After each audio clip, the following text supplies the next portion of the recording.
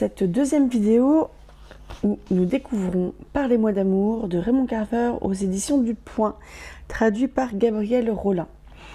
Là, je viens de lire la deuxième nouvelle qui s'appelle Le chasseur d'images, où on est toujours dans une Amérique un petit peu précaire. On n'est pas dans la grande précarité à la Bukowski, c'est plutôt ceux qui galèrent un peu mais qui ont un appartement, etc. On est encore avec un homme seul dans sa maison qui en fait était à la fenêtre et a vu que quelqu'un prenait en photo sa maison. Et donc il sort et il se rend compte que le mec qui prend en photo sa maison, c'est un gars qui est amputé des deux mains, qui a des crochets à la place et qui a un espèce de Polaroid. Et en fait, il prend des photos des maisons et il va toquer après pour vendre les photos. C'est comme ça qu'il vit.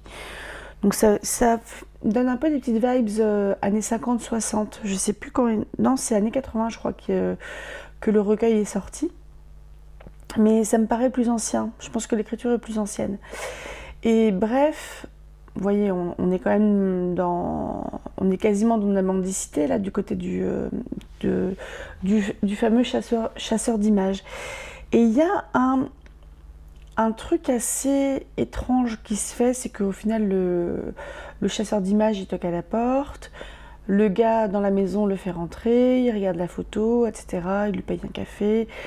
Et le gars, en fait, il a une espèce de fascination un peu trop insistante sur le handicap, donc la double amputation du chasseur d'images.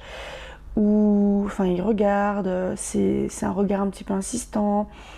Il se demande un peu, assez souvent, faut le dire, si on croise quelqu'un qui a un handicap en particulier, on peut se poser des questions très pratico-pratiques, comme par exemple, là pour le gars qui a juste ses crochets, est-ce qu'il est capable d'aller aux toilettes tout seul, se rhabiller? Et donc vous voyez, par ce biais-là, en fait, il arrive il se pose des questions auxquelles la réponse, là où les réponses sont apportées tout de suite, sans poser la question directement à l'homme. On est quand même bien 40 ans en arrière par rapport à l'image, par rapport au regard porté sur une personne en situation de handicap. Et je ne sais pas trop comment me situer en fait sur cette nouvelle-là, parce que si vous voulez, c'était sur quelques pages, il y a une sensation de gêne et ça finit bizarrement. Ça finit assez... enfin, j'ai pas été très fan de celle-là. Je pense que c'est totalement l'effet recherché, hein. Pas qu'on l'apprécie pas, mais le fait de rendre le lecteur gêné.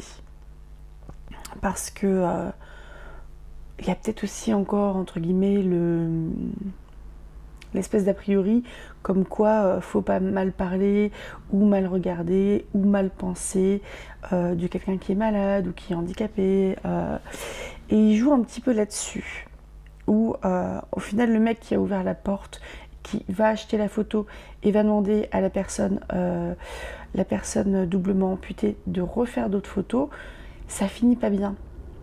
Ça finit pas sur une agression ou un truc comme ça, mais on finit sur quelque chose qui n'est pas respectueux, qui est même à l'opposé du respectueux. Donc voilà. À demain pour la suite qui s'appelle